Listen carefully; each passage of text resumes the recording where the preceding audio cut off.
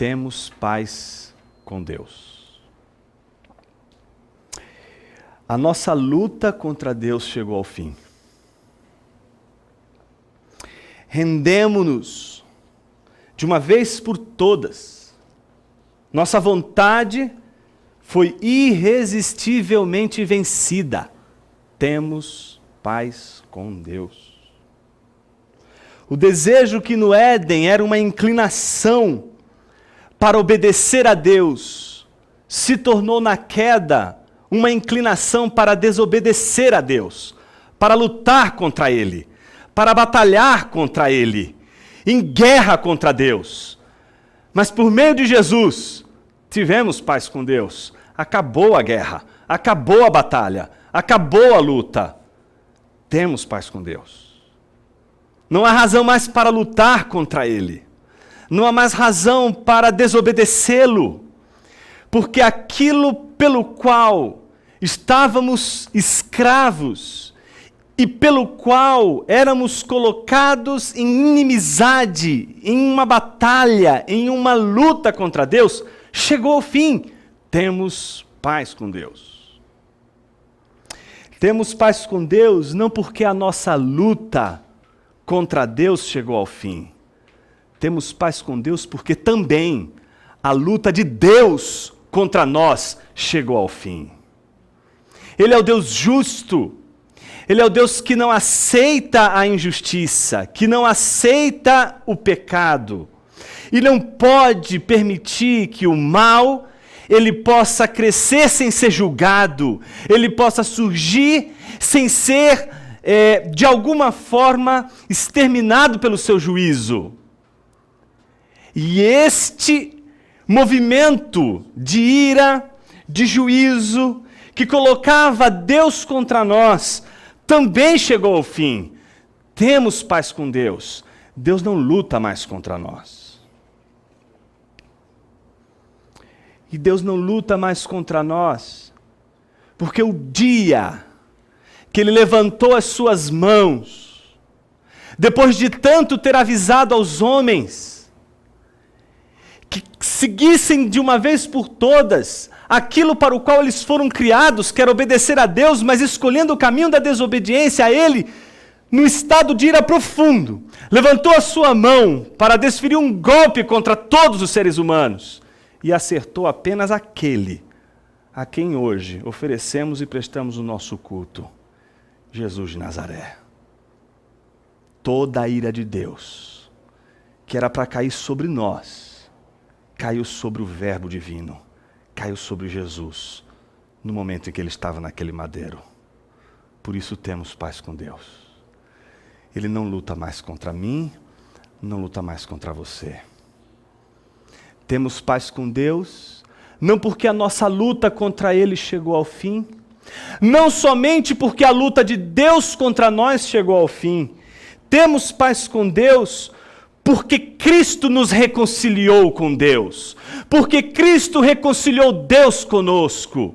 Temos paz com Deus porque Cristo se colocou no meio. Temos paz com Deus porque não conseguiríamos resolver a nossa questão com Deus sem Jesus Cristo.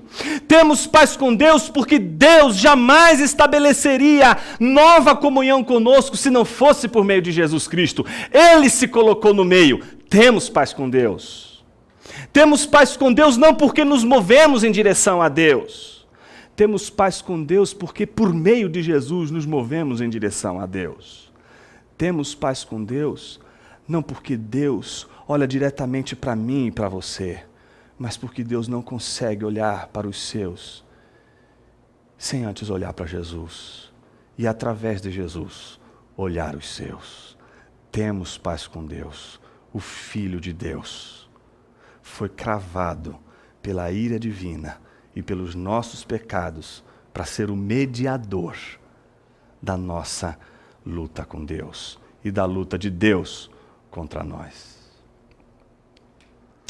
Portanto, temos paz com Deus não significa um sentimento gostosinho de, não é? Tá tudo tranquilo. Uma espécie de sentimento ou de estado de subjetividade, onde somente eu agora estou tranquilo e ponto com Deus. Acertei as minhas contas com Deus. Não. Termos paz com Deus não é uma experiência subjetiva. Termos paz com Deus é, em primeiro lugar, um ato diplomático. Um ato daquele que se colocou entre nós e Deus. E ao se colocar entre nós e Deus, no ato diplomático, representou não apenas uma das partes, mas representou ambas as partes, uma para as outras.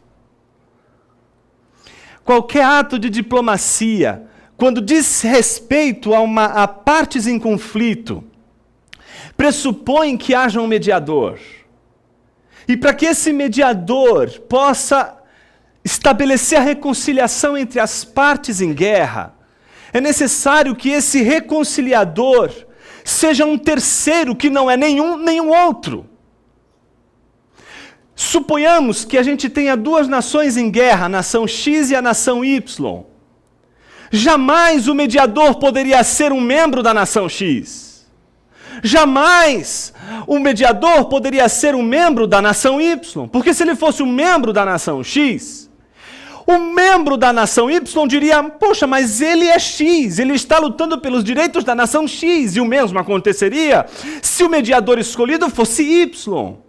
Por isso, o ato de diplomacia pressupõe que aquele que realiza a mediação não seja nenhum e nenhum outro. Ele seja diferente de ambos. Ele seja um terceiro. Então imagine você uma suposta guerra entre Estados Unidos e Rússia. E no meio a gente coloca um brasileiro para estabelecer a paz, que não seria nenhum nem o outro. Não sei se daria muito bem essa mediação, mas o ato diplomático, o ato de reconciliação seria por um terceiro que não é nenhum nem outro. A mediação que nos traz a paz com Deus, que não é da ordem da subjetividade, que não tem a ver com seus sentimentos, se você está se sentindo bem com Deus ou não, pouco importa, porque temos paz com Deus, independente de nos sentirmos em paz com Ele. Essa paz não depende dos seus estados psíquicos, não depende do seu estado interno, não depende das suas convicções internas, não depende de você. Acho que esse é um dos piores venenos que a gente tomou do evangelicalismo. O veneno da subjetividade, de transformar tudo o que é objeto de fé em uma questão de foro íntimo, uma questão psíquica, uma questão subjetiva, sentimental, quando na verdade temos paz com Deus não tem nada a ver com nossos sentimentos, tem a ver com um ato diplomático de alguém que não era um terceiro, mas que se coloca entre dois que estão em guerra. E ao mesmo tempo ele consegue realizar a mediação sendo ambos e não sendo um diferente de ambos. É como se nós olhássemos para Jesus e ao ele fazer a mediação com Deus, não pudéssemos dizer, mas Jesus, o Senhor está lutando pelos direitos de Deus. Não podemos fazer isso porque quando olhamos para Jesus nós dizemos, Ele é um dos nossos. E quando Deus olha para Jesus e vê Jesus fazendo toda a mediação, Deus também não pode dizer, você está lutando pelos direitos dos homens apenas, porque você é um dos nossos. A mediação de Jesus é a mediação daquele único que poderia colocar paz entre os homens e Deus. Só que a gente já poderia ir para casa feliz da vida dizendo, Jonas, tem algo mais maravilhoso do que isso. Saber que minha salvação não depende de meus estados psíquicos. Saber que minha confiança na obra de Cristo Jesus não depende de eu sentir que Ele fez algo por mim, mas saber que aquilo que Ele fez na cruz é eficaz. Aquilo que Ele realizou de uma vez por todas, estabelecendo a paz entre as partes em conflito. Só que a gente poderia já ir embora para casa e dizer, maravilha, era tudo o que eu precisava ouvir. Mas se Paulo estivesse aqui entre nós, ele diria, não, senhor, o melhor ainda está por vir. Se ele estivesse entre nós, ele diria, não somente isso. E é o que ele diz. Tendo sido, pois, justificados pela fé, temos paz com Deus por nosso Senhor Jesus Cristo, por meio de quem obtivemos acesso pela fé a esta graça, na qual agora estamos firmes e nos gloriamos na esperança da glória de Deus. Poderíamos ir para casa felizes, mas Paulo diz, não só isso. Não só isso. Como assim? Tem algo mais importante do que isso? Tem algo que eu preciso saber mais? Tem algo que eu preciso entender mais? Isso já não seria suficiente. Isso já não bastaria para que eu pudesse hoje ir para casa e dizer, obrigado, meu Senhor, porque todas as minhas falhas, todos os meus pecados não são suficientes para colocar o Senhor em guerra contra mim mais uma vez. No entanto, Paulo vai dizer, não somente isso. O que precisaria ser dito depois de dizermos tudo o que Cristo fez na cruz? É preciso dizer que nos alegramos também nas tribulações. E aqui está a prova da nossa paz, que não depende de estados psíquicos. As tribulações, elas nos tiram a paz. As tribulações nos inquietam a alma. As tribulações nos roubam a esperança. A gente se perturba. Nosso coração comprime. A gente grita internamente. A gente chora. A gente se desespera por causa da tribulação. Como haveríamos de ter paz na tribulação? Olha que coisa curiosa. Existe uma palavra que a gente não pode perder de vista aqui. Essa palavra é gloriamos.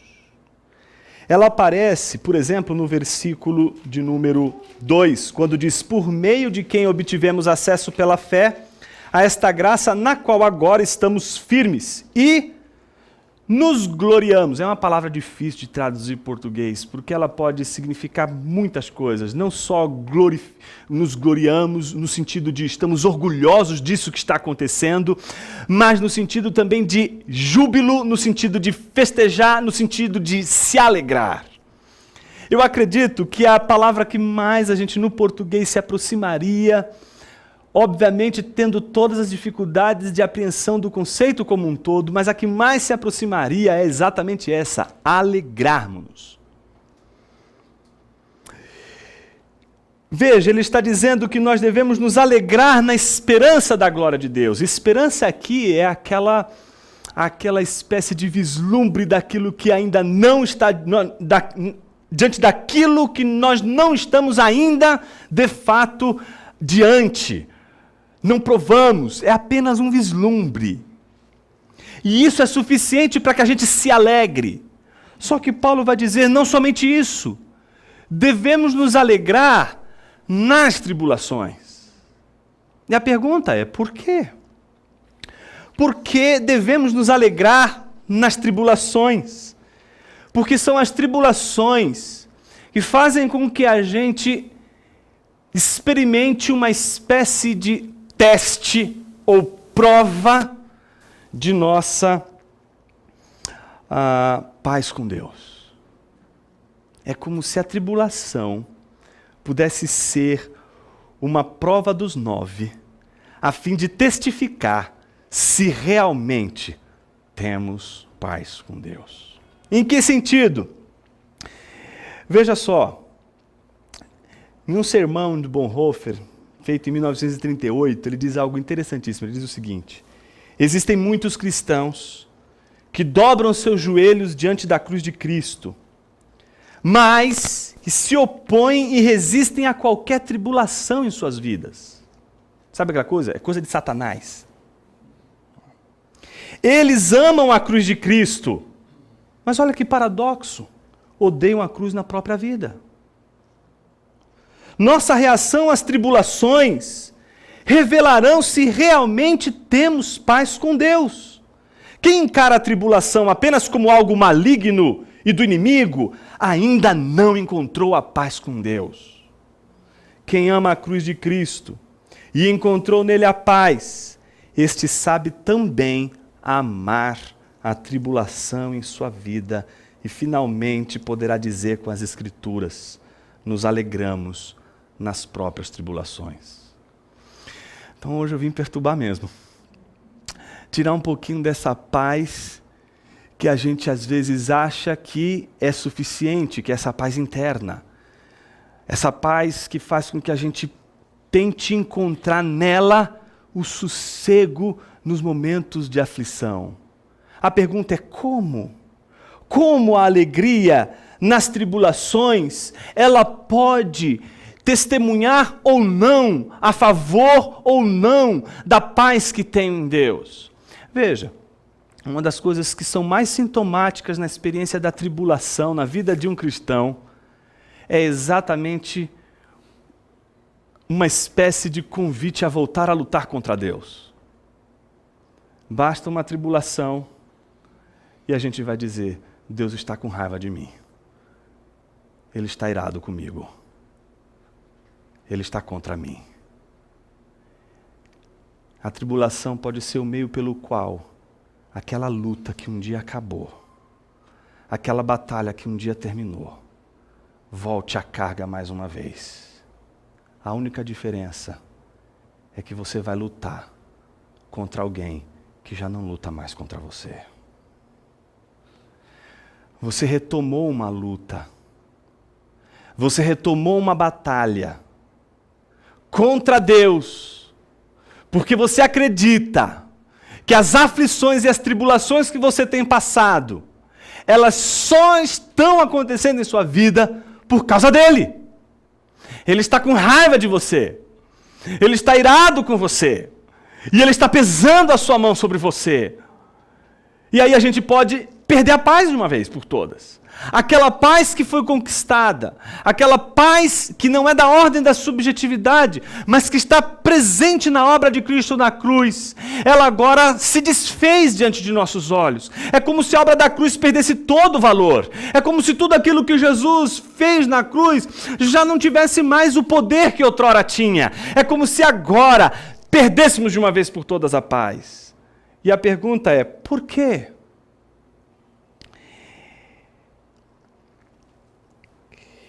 Paulo constrói o raciocínio para responder essa pergunta da seguinte maneira, dizendo: se temos paz com Deus, a tribulação não vai ser um motivo para voltarmos a lutar contra Ele. Pelo contrário, o que a tribulação vai provocar? Isso tem que espantar 3 virtudes. Aquele que se gloria na tribulação desenvolve 3 virtudes. 3 virtudes que estão numa espécie de cadeia em que elas 3 estão ligadas. Quais são elas? Perseverança, caráter aprovado e esperança. A primeira palavra é perseverança, está no versículo de número 3b, né? Quando ele diz: não só isso, mas também nos gloriamos nas tribulações, porque sabemos que a tribulação produz perseverança. O que a tribulação produz em termos de virtude? Perseverança. A palavra aqui é permanecer sob. Imagine que alguém que carrega uma cruz é alguém que permanece sob. Perseverar é permanecer sob a tribulação. Perseverar é fazer o que Jesus fez quando ele estava carregando o madeiro até a cruz, até o fim. Ou seja, o que a tribulação deve produzir? A capacidade que a gente tem de perseverar. Sem tribulação a gente não persevera. Sem tribulação a gente não sabe o que é perseverar. Perseverar não é simplesmente esperar. Esperar não é perseverar. As pessoas podem e às vezes vão ser obrigadas a esperar desesperadamente. Esse é o segredo de Salmo 40. Esperei confiantemente pelo Senhor. É diferente. Você vai ter que esperar, meu irmão. O problema é que você pode esperar de uma maneira desesperada, você pode esperar de uma maneira confiante, você pode esperar sendo perseverante, mas você pode esperar sendo completamente desistente de tudo aquilo que Deus está fazendo e que você precisaria de alguma forma aprender. Segundo, essa perseverança, ela está ligada a um movimento que Paulo vai chamar de caráter aprovado. Então a tribulação produz essa capacidade de, mesmo diante da tribulação, permanecer, mas, ao mesmo tempo, essa capacidade de permanecer produz o quê? Um caráter aprovado. Eu gosto muito dessa expressão, porque é a mesma que Paulo usa lá para Timóteo, em 2 Timóteo, capítulo 2, versículo 15, quando ele está falando com Timóteo, que é um jovem que está se sentindo extremamente abalado por uma pressão, e aí a palavra tribulação ela é muito forte, porque um dos sentidos da palavra tribulação é essa, pressão externa. Alguém que está sofrendo uma pressão externa. Timóteo é alguém que está em tribulação, está sofrendo uma pressão externa. A Ásia inteira está contra Paulo e, por sua vez, está contra Timóteo. Timóteo está pensando em desistir. Paulo está dizendo a Timóteo o tempo todo: olha, tu, porém, permanece firme. Tu, porém, olha, você não tem motivo para se acovardar, porque o evangelho é assim, assim, assado. Foi esse evangelho que eu ensinei a você, foi esse o evangelho com o qual você se comprometeu. Portanto, permanece. Só que aí Paulo, no capítulo 2, versículo 15 de 2 Timóteo, vai dizer: Timóteo, procure apresentar-se a Deus, a mesma palavrinha que Paulo usou aqui, aprovado. A palavrinha docmos, ela é interessante, ela é que é usada aqui por Paulo. É a palavrinha lá do teste que o ferreiro faz com a moeda na antiguidade. Não é? A moeda na antiguidade ela não tem a mesma precisão de forma que as nossas moedas de hoje. Então elas eram completamente disformes, mas elas eram valiosas pelo material e não pela forma. Então quando se tinha uma falsificação lá, eles não tinham uma espécie de lava-jato para resolver o problema da fraude. Eles tinham, era um ferreiro mesmo, o cara que faz a moeda. Levava para o cara tocava a moeda e pelo som ele reconhecia o material. Se o som fosse de docmos, ele diria aprovado, docmos. Se soasse diferente, era adóquimos, era um som falso.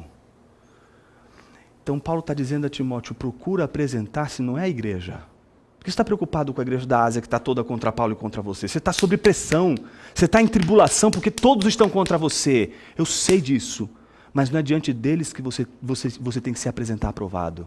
Você tem que se apresentar aprovado diante de Deus. E aí Paulo conclui dizendo: como obreiro que não tem do que se envergonhar. Se você prestar atenção no versículo de número 5, ele diz assim, versículo 4, né? A perseverança um caráter aprovado, e o caráter aprovado, esperança. E a esperança, o que ela faz? Não nos decepciona, mas a melhor tradução aqui é não nos envergonha. Sabe aquela coisa que causa vexame? É disso que Paulo estava falando com Timóteo, é disso que Paulo está falando aqui aos romanos. De que eles precisam ter um caráter perseverante, que é aprovado, que na hora da aprovação ele permanece como legítimo, ele permanece como algo que é verdadeiro, e é isso que vai produzir o último elemento dessas virtudes, essa terceira virtude, que é a esperança. O que é esperança senão a antecipação confiante daquilo que ainda não vemos? É a confiança de que, apesar da pressão externa, apesar de toda a perseguição, apesar de toda a luta, apesar de todo o sofrimento, a visão do futuro é sempre uma visão gloriosa. Então, se a gente aprende a gloriar-se ou a se alegrar com a esperança do porvir, a gente também tem que aprender a gloriar-se, a alegrar-se com as tribulações.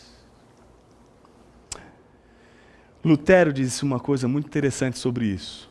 Ele diz assim: quando o crente não tem paz com Deus, Romanos fica assim: a tribulação produz impaciência, a impaciência produz desânimo, o desânimo produz desespero, e o desespero causa um enorme vexame. O que ele está querendo dizer com isso? Que a tribulação não pode ser um meio pelo qual você perde a paz com Deus. A tribulação pode inquietar sua alma e você pode ficar triste, mas a sua paz com Deus não é subjetiva. Ela não é um sentimento. Ela não se reduz a um sentimento. A sua paz com Deus é um ato divino, um ato de Cristo que se colocou entre você e Deus. Por isso, nenhuma tribulação na tua vida é a ira, é a mão pesada de Deus contra o pecado, que foi todo ele, recebido por Jesus Cristo na cruz do Calvário. Todas as vezes que somos abalados por tribulação, a gente precisa lembrar que a gente tem paz com Deus. E que essa paz não tem absolutamente nada a ver com o sentimento. A gente pode estar perturbado, a gente pode estar triste. Coisa pior do mundo é você encontrar um crente feliz, sorridente, não é? Parece um esmilinguido todo dia. Não é? É obra da criação, é uma obra de arte, muito feia por sinal, não é? Mas completamente irreal. Nós cristãos, quando passamos por tribulação, nós sofremos, sentimos. Os nossos estados psíquicos, eles se movimentam. A gente sofre com isso. Mas a nossa paz não pode ser confundida com o estado psíquico. Por isso, quando sobrevém a tribulação, a gente precisa lembrar que a paz que temos com Deus não é um mero sentimento, mas é um ato de mediação, é o ato do mediador, é o ato de Jesus Cristo. Quais as implicações práticas disso para a minha vida, Jonas? Como eu posso aplicar isso no meu dia a dia? Eu quero entender isso na minha vida, em todos os aspectos que eu tenho vivido a tribulação. Eu queria só apontar mas que eu acho uma das aplicações mais difíceis que um cristão, que não deveria, mas entretanto luta para desempenhar todos os dias. Uma palavrinha: gratidão. Se existe algo que nos distingue de um ateu, é a gratidão. Um ateu não pode chegar no final do dia, depois de um dia de trabalho, olhar para o pôr do sol e ter alguém para agradecer. Mas você e eu temos. Papai e mamãe ensinou a gente que toda vez que a gente ganha um presente, o que a gente faz? A gente agradece. E qual é a pior coisa que papai e mamãe ensinou a gente? A ingratidão. Porque o que é ingratidão se não a falta de memória? A desconsideração do ato. A tua paz não depende do teu estado psíquico, depende da tua capacidade de lembrar do ato mediador de Jesus Cristo na hora da tribulação. Minha pergunta é: temos lembrado de Jesus na cruz na hora da nossa tribulação? Se fazemos isso, como não amar a cruz de Cristo Jesus e ao mesmo tempo não amar a nossa própria cruz?